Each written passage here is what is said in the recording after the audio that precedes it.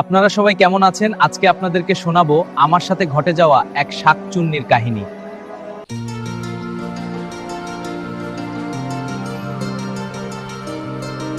এটা আমাদের একটি ছোট্ট গ্রাম, আর এই গ্রামের নাম কালীতলা। আর আমার নাম রমিজ মিয়া। আমি একজন কৃষক, আর আমি সারাদিন মাঠে কাজ করি, জমিতে ধান রোপণ করি। আমি সারাদিন মাঠে কাজ করে যখন সন্ধ্যা হয় তখন আমি আমার ঘরে ফিরে যাই। আকাশে অনেক ঝড় বৃষ্টি হচ্ছে। করিম ভাই বলেছিল আমার ধানের ফসলে নাকি চুরি হয়, তাই যাই গিয়ে দেখে আসি। কি জানি ওখানে দেখা যাচ্ছে, দেখি একটু সামনে গিয়ে কে লোকটি।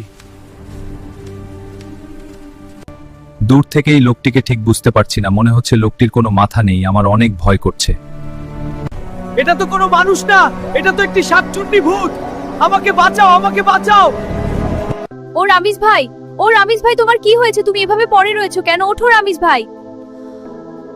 ওই দিন ওই রাতের ঘটনার পরে আমি আর ওই ধান ক্ষেতের কাছে রাতের বেলায় আর গেলাম না।